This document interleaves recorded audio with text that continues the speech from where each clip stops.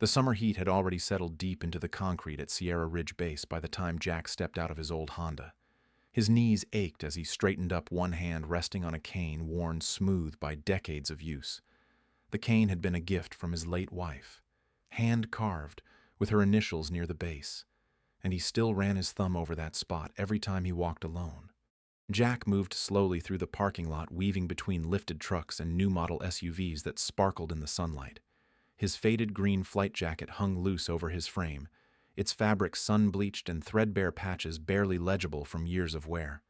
The only thing that still stood out was the A10 Warthog pin above his heart, its metal dulled, but intact.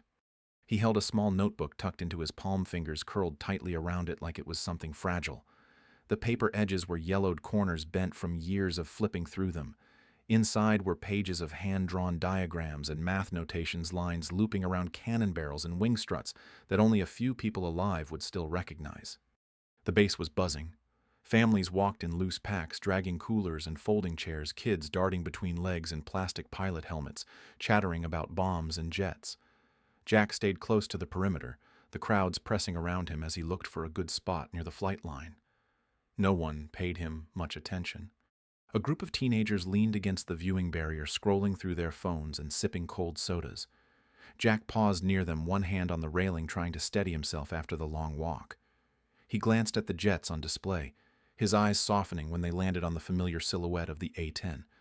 The shape hadn't changed in decades. One of the boys side-eyed Jack, nudging his friend with a smirk. The other rolled his eyes and muttered something about old people always trying to seem important. Jack heard it. He heard everything. He didn't say a word. Instead, he looked down at his notebook and slowly opened it. The pages cracked as he turned them, revealing meticulously drawn technical illustrations. On one sheet, the cross-section of the GAU-8 cannon, labeled by hand in tiny block letters, stared back at him like a memory. His lips moved slightly, counting something only he understood. The announcer's voice echoed over the PA system, loud and bright. People cheered as the A-10 engines fired up in the distance. Jack's eyes narrowed against the glare. He had flown once, designed, calculated, helped build a machine that could survive storms, take hits, and keep flying. Someone behind him asked if he needed help, but their voice was flat and distracted, more out of obligation than care. Jack smiled politely, waved them off, and stayed where he was. He didn't want help. He wanted to see her fly. The A-10 climbed into the sky, its engines growling like something alive. Jack followed its path across the open air, his gaze steady, jaw clenched with something more than pride. There was grief in it, too. Grief for friends long gone, for a version of himself who once mattered, for the sound of Margaret's voice calling him back home after long hours in the lab. One of the younger boys nearby caught sight of the notebook. He squinted, leaned forward, then dismissed it without a second look. Just an old man doodling. Jack didn't bother explaining. There was no point. For a moment, the A-10 banked hard sunlight, catching its wingtip. Jack's fingers tightened around the edge of the railing. The notebook stayed open on a page covered in equations. He could still run the numbers in his head. Still knew the stall speed, thrust to weight ratio, the recoil force of the cannon. But none of that mattered now. Not to the crowd. Not to the teens. Not even to the pilots who flew those machines without ever wondering who first traced their lines on paper. Jack stood quietly, watching the jets slice through the heat shimmer, and whispered something to himself that only the wind could hear. He felt tired. Not the kind of tired that comes from standing too long or walking too far, but the kind that settles deep when you carry something important that no one else remembers. The jet made another pass, its belly glinting in the sun, and the crowd erupted in applause. Jack didn't clap. He just nodded. In his pocket was everything. The notebook, the numbers, the legacy. No one asked. No one noticed. But the jet still flew exactly as he had imagined it would all those years ago, back when Margaret used to leave coffee by his drafting table and remind him to sleep.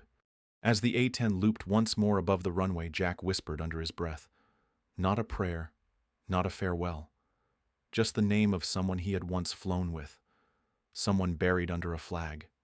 Then he closed the notebook, took one slow step back from the barrier, and began the long walk toward the quiet side of the lot where old men like him still remembered.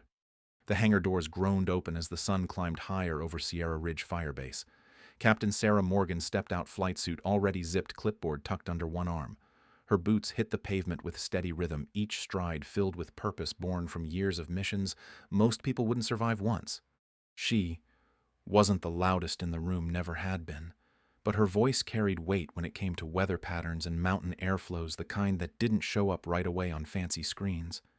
She had learned long ago that maps could lie if you didn't know how to read the land they were drawn from.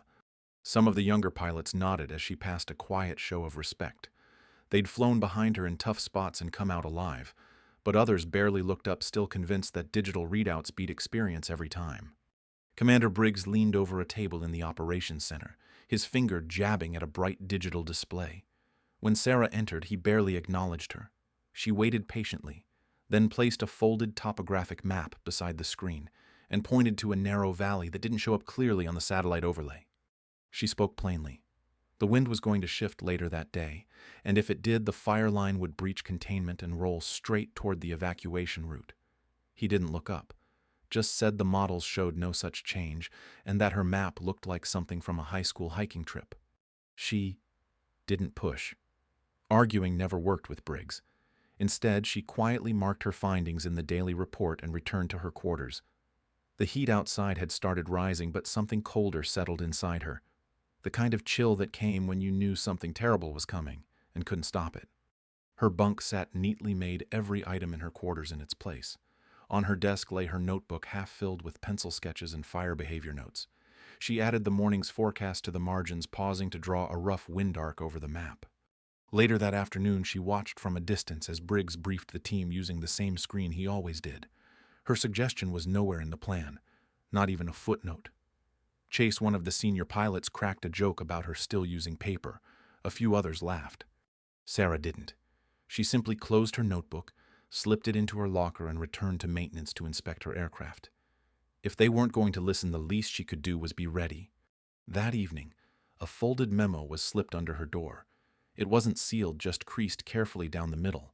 She read it standing under the dull overhead light, her hand tightening as the words sank in. The commander had officially recommended her transfer to administrative duties. Cited lack of adaptability. Claimed she consistently questioned orders and relied on obsolete methods. She read it twice, then sat down at the edge of her bunk and let the silence press in. It wasn't just about her job. It was about being erased from something she'd given her life to. Not for the recognition, but because she was good at it. Because when lives were on the line, she could read the sky better than most people could read a sentence. The wind outside began to shift just after midnight. She stood by her window and watched the trees move in a way that confirmed every note she had made. But her radio stayed silent. No changes in command. No shift in flight plans. By morning, the base was buzzing again. New fires had broken out to the west, and a heavy haze rolled over the valley. Sarah moved quietly through the hangar unnoticed. Briggs walked right past her without a glance. He'd already written her off, and maybe that was easier than admitting he might have been wrong. She passed by the mission board and saw her name missing from the flight roster.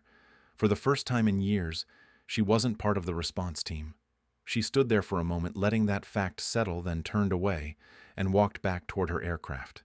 It wasn't assigned to anyone else yet. That told her everything she needed to know. In the shade of the maintenance bay, she opened her map one more time.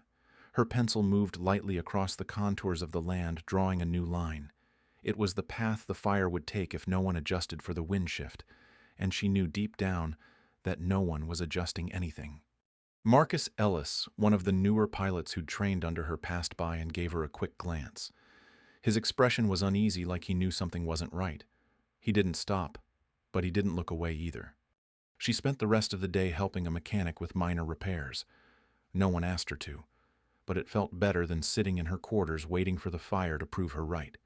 She kept the map tucked in her pocket, its creases worn soft from use. As evening crept in, the smoke grew thicker.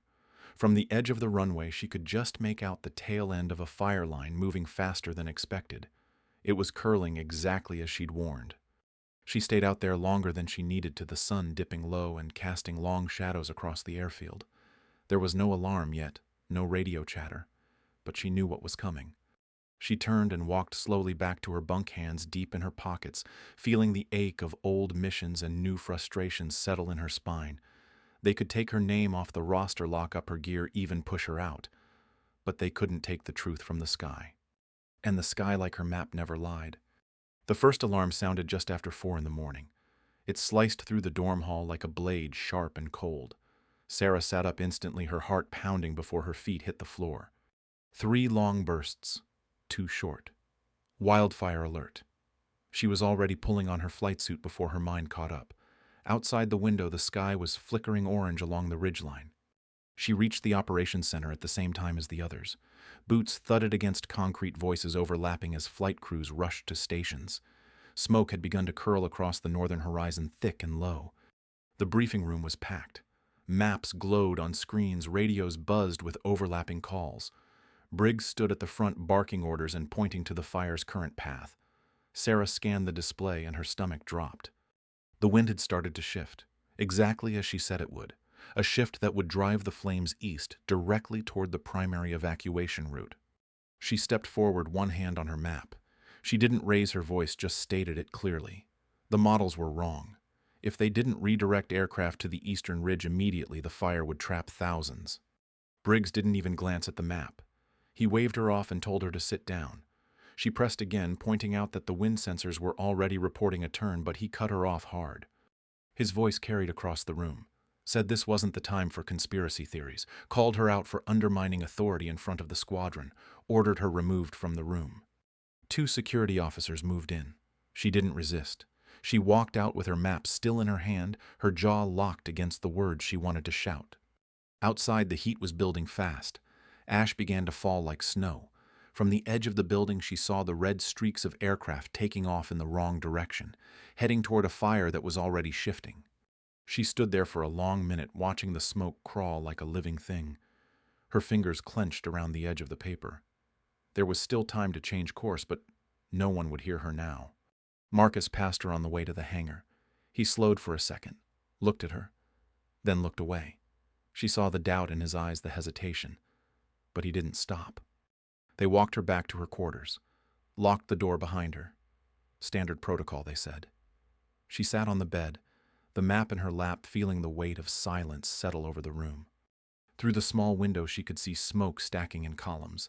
The wind line had snapped hard east. The fire was going to wrap around the valley and choke the only road out. She stood restless, pacing. The notebook lay open on the desk, filled with calculations that no one wanted to see. The clock ticked louder than usual. Her hands shook from more than adrenaline. This wasn't a disagreement anymore. This was life or death. She knew what was coming, and she knew that Briggs would rather be wrong than admit it in time to fix it. The helplessness crawled under her skin. She pressed her palm against the glass, watching the smoke turn darker faster.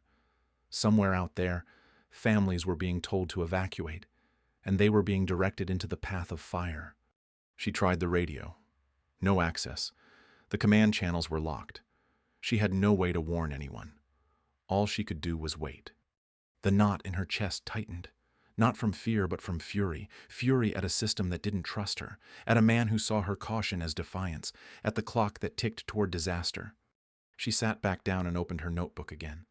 She didn't write anything new. She just traced the lines she'd already drawn, and waited. The room was quiet except for the ticking of the wall clock. Sarah sat at the small metal desk, staring at the folded flight map beside her. Her hands were still, but inside a decision had already begun to form. She didn't need more proof. The wind had turned just as she predicted, and the fire was cutting across containment lines. Somewhere out there, pilots were flying blind into a trap, and no one was listening. She reached into her drawer and pulled out a plain sheet of paper. Her handwriting stayed steady as she addressed the letter to the Inspector General. It wasn't bitter, just factual. By the time you read this, she wrote, I will have either saved 2 lives or added 1 more body to the list. Either way, the record should show that I tried. She laid the letter beside her notebook. Next, she opened her locker and pulled out her flight gloves, checking the seams like it was just another mission. Then she looked around the room one last time. There was no ceremony in her movements, only calm, only resolve. When the door opened, it wasn't security. It was Marcus. His face looked pale, like he'd wrestled with something big and barely won. He didn't speak at first, Just handed her a maintenance report with one sentence underlined. A-10 fueled and ready for systems check. She nodded. Thank you. He hesitated, eyes darting toward the hallway. You know what this means, he said quietly. She nodded again. If I don't go, they die. They walked together through the service corridor, avoiding the main hall. Her boots hit the floor like they belonged there. And they did. At the hangar, Tommy Rodriguez stood with a clipboard pretending to inspect a fuse panel. When he saw Sarah, he gave a single, slow nod. Emergency Protocol Section 47A, she said. I'm authorizing deployment under immediate life risk. Tommy didn't question it. He just handed her a pen and started the pre-check. The older mechanic knew what she was about to do. And why. Inside the comms trailer, Jenny Walsh turned as Sarah stepped in. The younger woman's fingers froze on the dial. I need emergency channel 7, Sarah said. 2 aircraft are trapped. I can guide them out. Jenny looked toward the control center. Then she reached for the dial. You've got 5 minutes. Sarah's voice stayed level as she contacted the trapped pilots. They responded with panic in their tone. The fire had boxed them in, and visibility was gone. I'm coming to you, she told them. Stay on my signal. Don't deviate. Back outside, the air tasted of ash. Smoke curled low around the aircraft as ground crew moved in quiet coordination. No one asked questions. No one stopped her. Marcus jogged up beside her as she climbed the ladder. Briggs is coming, he warned. Fast. She paused halfway up. When he orders me back, you're going to have an accident. Coffee on the comms panel. 10 minutes of radio silence. He swallowed hard. Understood. Her fingers flew across the cockpit switches. The A-10 came alive with a low growl, engines spooling up like they had been waiting for her all along. She saw the security jeeps rolling in from the far side of the tarmac. Briggs was shouting, but the canopy was sealed, and her hands never stopped moving. She glanced once toward the tower. Marcus stood at the console, mug in hand. The radio blinked, then went dark. That was enough. She released the brakes and rolled forward, her aircraft heavy and solid beneath her. The jeeps stopped short of the runway. The ground crew didn't move. She didn't look back. As the A-10 lifted off the ground, cutting through the thick curtain of smoke, Sarah felt something settle in her chest. Not pride, not fear, just clarity. This was never about defiance. It was about duty. And she would rather face court-martial than live with silence. The A-10 climbed hard into the thick smoke, and the world outside the canopy vanished in seconds. Sarah kept her eyes on the gauge's fingers steady on the throttle. Every part of the aircraft responded like it remembered who she was. Visibility was almost nothing. The sun had disappeared behind the gray wall, and the only light came from the dim glow of her instrument panel. Turbulence shook the plane as she entered the thermal updraft, but she adjusted with a slight bank and drop, trusting the terrain she knew by heart. Her radio cracked to life. A voice came through, clipped and tight. They were trapped below fuel, running low fire curling behind them. Sarah answered calm and clear. She had them on her beacon. Hold position and prepare to follow her lead. The canyon they were in was deep and narrow, the kind you only flew into if you had no other choice. The fire had boxed them in, and their GPS systems were failing in the heat distortion. Sarah didn't need a screen. She had flown this valley more times than she could count, both in combat and on foot. She dropped altitude to 3,000 feet and began scanning for a visual break in the upper layer. Smoke churned above her, thick and angry. She could feel the heat rising even through the fuselage. Her fingers moved over the controls with practiced ease. She keyed the mic again. I'm dropping through the ceiling. Lock onto my transponder and follow my path exactly. 50 feet of separation. No more, no less. A pause. Then a strained voice came through. We can't see anything. How do we stay on you? You don't look, you trust. Your instruments will show my track. Your job is to match it. At 2,000 feet, the smoke turned from gray to brown. The lower she dropped, the worse the visibility became, but she pressed on. Every ridge, every turn, every wind curl was stored in her head. The aircraft shuddered as a gust of fire-driven wind hit the left wing. She adjusted instantly, nose down 2 degrees, banking right toward the corridor she had charted by hand. Flames were visible now on both sides. A narrow space remained in the middle. It would be enough. She spotted the 2 tankers below, parked in a sliver of clearing fire, licking toward them from the trees. Her voice was low, even. I have you in sight. Hold your ground. I'm coming in front. She angled the A-10 into the corridor, the wings nearly brushing the smoke walls on either side. This was what it was built for. Low and slow, stable and strong. Every inch forward mattered. Behind her, the tankers powered up. They broke free from the clearing, slipping in behind her like shadows. Sarah watched her altimeter. Terrain drop coming. She announced it 3 seconds before the ridge fell away.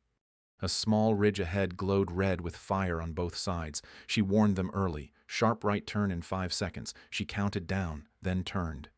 The plane tilted hard, hugging the bend like it was drawn on rails. Behind her, she heard breathing over the comms. No one spoke. They were focused. They were afraid. Sarah whispered to herself. Not directions. Not instructions. Just quiet markers of where she was. Each twist matched a memory. Each updraft matched a page in her old notebook. The fire roared to her left. She could see it licking into the smoke, pulling oxygen faster than the winds could fill it. If they strayed 10 feet offline, it would be over. She heard one of them curse sharp and loud, but they stayed with her. She gave them another call. Final turn. Exit ahead. One more push. She pulled the aircraft slightly up and felt the A-10 respond with smooth power. Then through the haze, a slice of clean air appeared. The sky broke open for a second. They were through. She banked the plane and circled once, watching the tankers emerge behind her. Black streaks ran down their fuselages, but they were intact. The pilots' voices cracked with relief, too stunned to speak full sentences. Sarah didn't slow. She looked ahead to the eastern ridge. The fire was already jumping again. She keyed the mic once more. We're not done. That fire's headed for the highway. Form up. We have a job to finish. No one questioned her now. The runway shimmered in the late afternoon heat as Sarah guided the A-10 onto final approach. The aircraft touched down with a clean, steady thump, wheels kissing the tarmac like it had done it 1,000 times. She eased back on the throttle and let the aircraft roll, the engines humming low beneath her. She half expected the sirens to start the moment she powered down, expected security trucks to roll in and someone with handcuffs to be waiting at the base of the ladder. Instead, there was only stillness. She popped the canopy and felt the rush of dry air smoke still clinging to the wind. Below the ground crew stood frozen tools in hand, watching her with something close to awe. No one moved. Tommy was the first to approach, walking slowly, clipboard under one arm. He didn't speak right away. Just looked at the scorched underbelly of the plane, then back at her, eyes sharp and tired. She climbed down without hurry. Her boots hit the ground like a statement. Every eye followed her. Every conversation on the tarmac had gone quiet. The two tankers landed minutes later. The crews climbed out and headed straight toward her. Chase's face streaked with sweat, and Ash didn't hesitate. He walked up and stopped just short of reaching her. For a long second he said nothing. Then he looked her straight in the eye and nodded. I was wrong. You saved us. Sarah didn't smile. She just returned the nod, steady and quiet. That was enough. Behind him, other pilots gathered. Some offered handshakes, some just looked down with the weight of understanding. The laughter and smug glances from days earlier were gone. Marcus stood to the side, arms crossed, face unreadable. But when she glanced at him, he gave the smallest grin. She knew what it cost him to break protocol, and he knew what it cost her to make the call. Colonel Hayes hadn't arrived yet. Briggs hadn't shown his face. The space between now and what came next stretched long and uncertain. But in that moment, something shifted. Sarah didn't need a medal. She didn't need a speech. The silence from the crew said everything. Respect had landed here long before the official report ever would. She looked toward the hangar where her old maps still waited on the table. No one was mocking them now.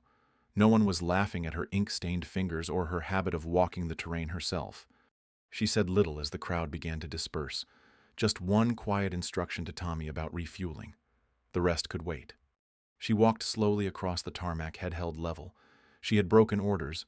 She had risked everything. But she had done what needed to be done. And now they saw it too. The conference room was colder than usual, with the overhead lights casting hard lines across the long metal table.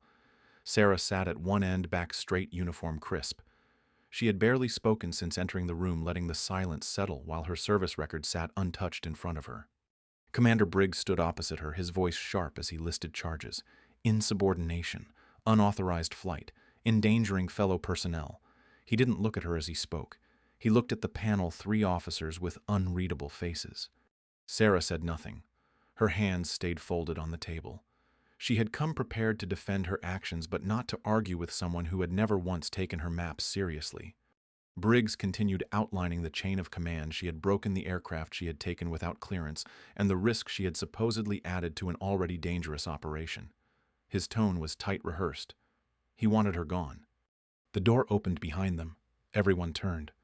Colonel Patricia Hayes stepped in without introduction. She placed a slim tablet on the table, nodded once at the panel, then took a seat. Her presence changed the air.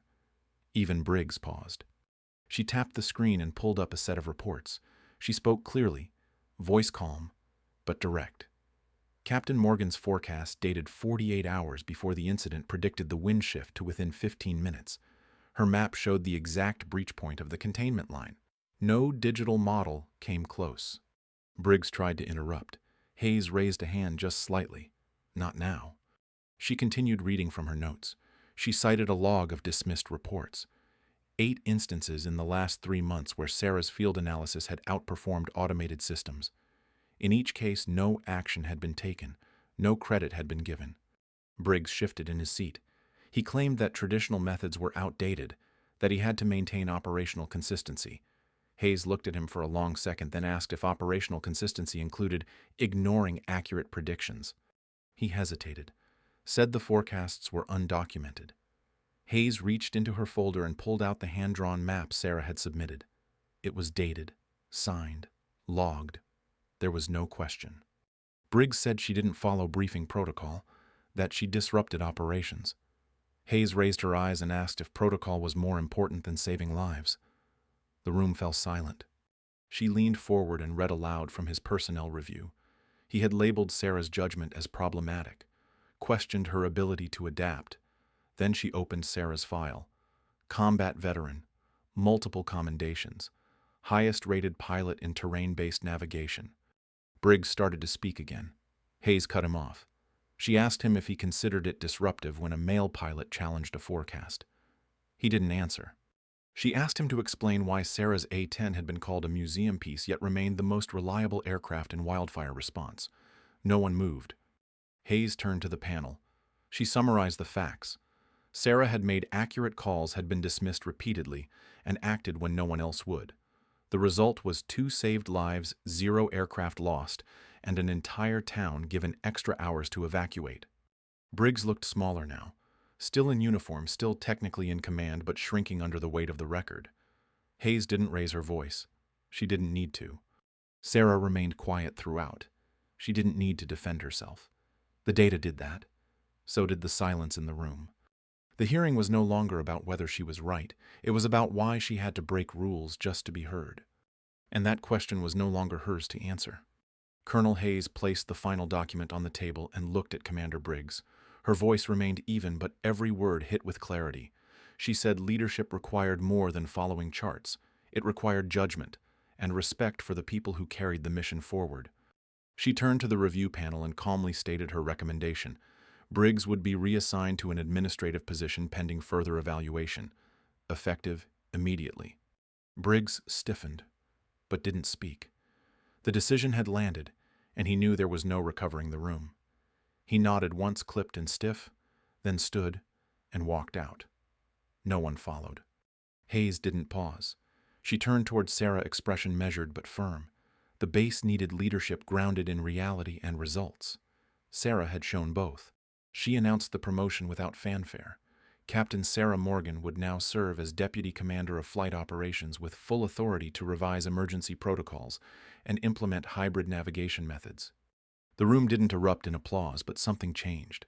The stillness wasn't tense anymore. It was quiet acknowledgement. Sarah didn't smile.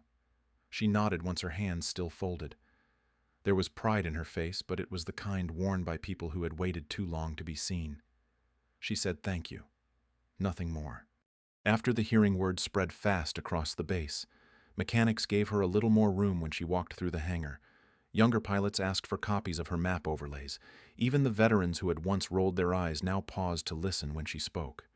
In the ready room, Chase walked past her and doubled back. He didn't try to explain anything, just asked if she had time to go over a terrain model he'd been struggling with. She said she did. The walls where printed maps had once been laughed at now held new versions. Her versions, labeled by hand, cross-checked with data. She watched as flight crews began using them in briefings without being told to. Marcus knocked on her office door a few days later. He handed her a cup of coffee and grinned. "Accidents still happen," he said. She thanked him, and he stayed a moment longer than usual before heading back out. The shift wasn't loud. No banners, no sudden change in tone. But the base moved differently now. More eyes looked up when Sarah walked by. Fewer shoulders turned away. She didn't demand respect. She had earned it, the kind that sticks because it came the hard way. And slowly, the place that once treated her like a problem began to follow her lead, not out of fear, out of trust. That was the difference. And she felt it every time someone said her name with purpose instead of hesitation. 6 months passed and the firebase felt like a different place. The air still carried smoke in the summer and alarms still rang out at dawn. But something deeper had shifted, and it started with how people listened. Sarah kept her office simple. One wall held a set of updated fire maps, both hand-drawn and digital. Next to them was a rotating chart of wind patterns, a reminder that the sky could turn without warning. She introduced hybrid briefings where satellite data was paired with boots-on-the-ground observation. Crews now checked heat signatures and walked terrain lines. The combination wasn't just more effective, it taught them to think beyond the screen. New recruits came in with bright eyes and tech-heavy resumes. Sarah welcomed them but always handed them a compass and a hand-marked elevation map on their first day. Most laughed at first. None laughed after their first flight through a canyon wind pocket she had warned them about. She didn't micromanage. She guided, sometimes with a question, sometimes just with silence that made them think. Instructors began using her methods in training modules. Her name became shorthand for field-tested judgment. When someone asked how to read a wind curve without instruments, the answer was usually, "Ask Morgan." The hangar felt lighter, more focused. Jokes still flew, but so did mutual respect. No more second-guessing her charts, no more smirks when she spoke up in a briefing. One afternoon she passed the ready room and heard her name mentioned. She paused just outside the door. Chase was leaning over a map explaining crosswind funneling to a new pilot. He used her terms, her technique. He even flipped the map and pointed out a shaded ridge the models always missed. The pilot asked where he learned that. Chase smiled and said, "From the best." He didn't know Sarah was listening. She didn't step in, just kept walking. Marcus sometimes stopped by her office with coffee and flight updates. He didn't treat her like a superior. He treated her like someone he trusted with the whole picture. They didn't talk about the hearing anymore. They didn't need to. Sarah still carried the old notebook. Not as proof, just as habit. It now sat beside a tablet linked to satellite feeds. She used both. She taught both. There was a rhythm to it now, data checked against instinct, wind tested against memory. It worked, and it saved lives. In the evenings she'd walk the tarmac and watch the sun drop behind the mountains. The base looked the same, but it breathed differently. What started as survival had grown into culture, the kind built slowly on quiet decisions and earned trust. She never wanted attention. But when the younger pilots looked at her now, it wasn't with fear. It was with the kind of respect that sticks. Sarah didn't change everything. She just reminded the base of what mattered: precision, purpose, and listening to the people who see the danger before the alarms go off. And that, more than any rank, made her proud. The A-10 cut through the early morning sky, steady and familiar. Sarah sat alone in the cockpit eyes, scanning the jagged mountain range below. The sun had just crested the ridge, casting soft gold across the peaks and valleys she knew by heart. She reached into her side pocket and pulled out the old folded map, its edges worn smooth. The pencil lines had faded, but the memory behind each mark was sharp. She traced a curve with her thumb and smiled. Down below, the base was waking up. Crews moved with purpose, prepping aircraft and loading supplies. She caught a glimpse of a young pilot bent over a hand-drawn elevation sketch, checking wind patterns against satellite overlays. It was the same method she once had to fight to defend. Now, it was standard. Quietly over time, it had become the way things were done. She banked gently and followed the curve of a narrow canyon.